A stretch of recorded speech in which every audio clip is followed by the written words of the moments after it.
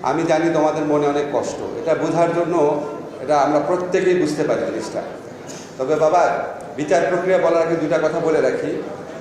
আমরাও কিন্তু মরার নিয়ত নিয়ে গিয়েছিলাম। 3 তারিখে আমি শহীদ মিনারে বলেছিলাম মৃত্যু পর্যন্ত তোমাদের সাথে থাকবো। আমার ব্যাংকের কার্ডের যে পিন নাম্বার সেটা বলতে আমার ওয়াইফকে দেওয়া ছিল, যখন যদি কিছু হয়ে যায় হবে। তোমাদের আত্মদান আমাদেরকে এইরকম সাহসী করেছে, এটা হচ্ছে একটা কথা। আমরা তোমাদের লড়াইয়ের সহযাত্রী ছিলাম। রেজওয়ানা প্রোগ্রামে ছিল, ফরিদা আপা প্রোগ্রামে ছিল, ফয়জুল ভাইকে আমি দেখেছি লিখেছে উনি তোমাদের আন্দোলনের পক্ষে। আরেকটা কথা হচ্ছে, আমরা যে উপদেষ্টা বলো বা মন্ত্রী বলো, আমরা ক্ষমতা ভোগ করতে আসি না। আমি একটু আগে তোমাদের কয়েকজনের সাথে কথা বলছিলাম, তোমরা আগের মন্ত্রীদের সাথে আমাদের পার্থক্যগুলো দেখো, আমরা আমাদের অ্যাপিয়ারেন্সগুলো দেখো, যে আমরা মন্ত্রী হওয়ার আগে আমাদের অ্যাপিয়ারেন্স ছিল, এখন কি অবস্থা হয়েছে। আমরা দিনে রাতে কাজ করি, শুক্রবার মিটিং করি। ইউনূস স্যার ওনার এই বয়সে শুক্রবার, এই লাস্ট শুক্রবার আমাদের সাথে 4 ঘন্টা মিটিং করেছে। শনিবার কাজ করি, বাট আমাদের সামর্থ্যের সীমাবদ্ধতা আছে। আমি এই দিনগুলো বলবো তোমাদের, তোমাদের মনের দুঃখ একটু কমে। তার আগে একটা বলে রাখি, তোমাদের মনে অনেক প্রশ্ন আছে। আমি একটু আগে সার্জিসের সাথে আলাপ করছি। সার্জিস এখানে আছো?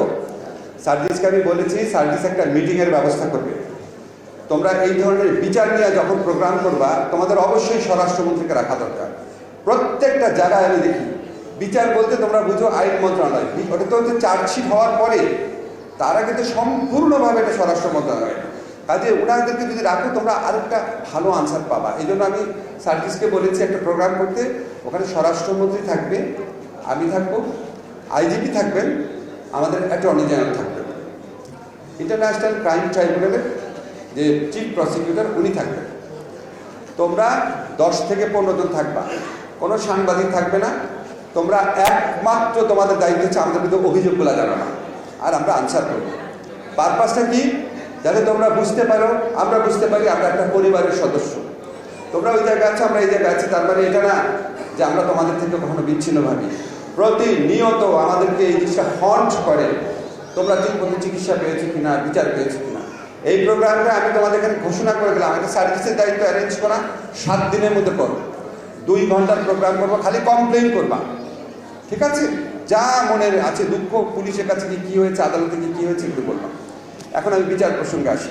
তোমাদের একটা জিনিস খুব ক্লিয়ারলি একটু যদি মনে রাখো সুবিধা হয়, এটা তোমাদের দোষ না, অনেক শিক্ষিত মানুষও ভুল করে। পুলিশ যে আছে, পুলিশ স্বরাষ্ট্র মন্ত্রণালয়ের আন্ডারে। পুলিশ ওরে গ্রেফতার করলো না কেন, পুলিশ মামলা দিল না কেন, এখানে আমার কিছু করার নাই। খালি ফোন করে বলার আছে, আর কিছুই না। এটা আমার মন্ত্রণালয়ের বিষয় না। আমার মন্ত্রণালয়ের বিষয় কোনটা? যখন পুলিশ তদন্ত করে চার্জশিট দেয়, আদালতে আসে, তারপর থেকে আমার দেখার বিষয়। এখন তারপর তোমরা বলতে পারো, স্যার আপনি আইনমন্ত্রী হিসাবে আপনার মন্ত্রণালয় বিচারে কি ব্যবস্থা নিয়েছে? আমরা বিচারের জন্য ইন্টারন্যাশনাল ক্রিমিনাল যে ট্রাইব্যুনাল আছে, সেই ট্রাইব্যুনালে বুঝে রাখো, সেই ট্রাইব্যুনালে যে প্রসিকিউটর, ইনভেস্টিগেটর, বিচারক, সবাইকে নতুন নিয়োগ দিতে হয়েছে। তোমাদেরকে মনে হয় আওয়ামী লীগের প্রসিকিউটর, আওয়ামী লীগের ইনভেস্টিগেটর, আওয়ামী লীগ আমলে অ্যাপয়েন্ট করা জাজ, তারা এসে কি এই গণহত্যার বিচার করবে? আওয়ামী লীগ যে গণহত্যা করেছিল বিচার করবে? করবে না তো।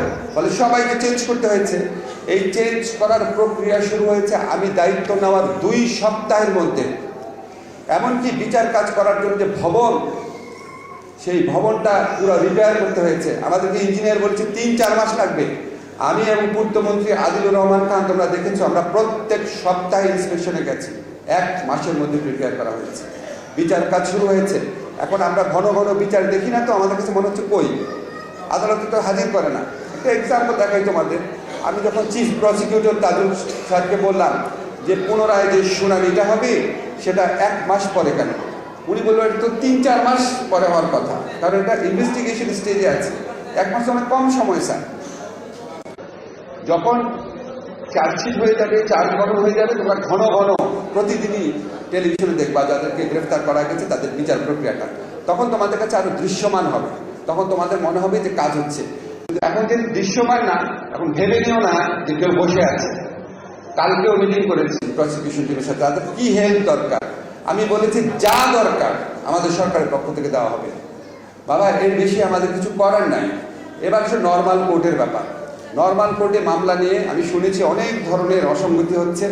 মামলা নিয়ে ব্যবসা করছে, কোনো কোনো স্বার্থান্বেষী মহল ভুল মামলা দিচ্ছে, প্রকৃত অভিযুক্তদের পাশাপাশি অনেক লোককে আসামি করে মামলাকে হালকা করার চেষ্টা করছে।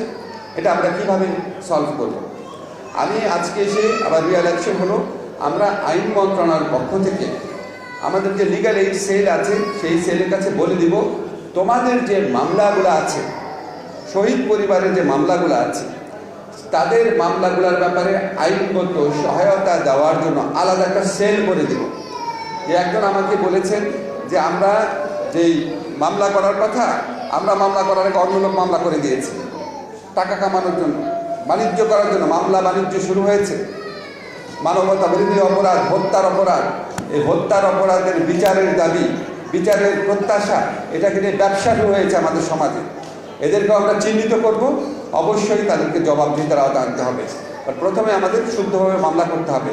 আমাদের আইন মন্ত্রণালয়ের পক্ষ থেকে যে লিগাল এইড একটা সেল করে দিব, এটাও তোমাদেরকে আমি কথা দিচ্ছি 7 দিনের মধ্যে করে দিব। এবং আমরা অ্যানাউন্স করে দিব, তোমাদের মামলার ব্যাপারে, শহীদ পরিবারের যে মামলার ব্যাপারে তোমরা যদি লিগাল অ্যাডভাইস চাও, আমরা ওখান থেকে অ্যাডভাইসটা করতে পারবো। আমাদের পক্ষ থেকে যা করার আমরা করব। আর নর্মাল কোর্টে মামলা এমনি অনেক স্লো হয়, তোমরা সবসময় জানো খুবই স্লো হয়। এখানে আমাদের এক্সপার্টাইজ করার স্কোপ কম, তারপর চেষ্টা করব।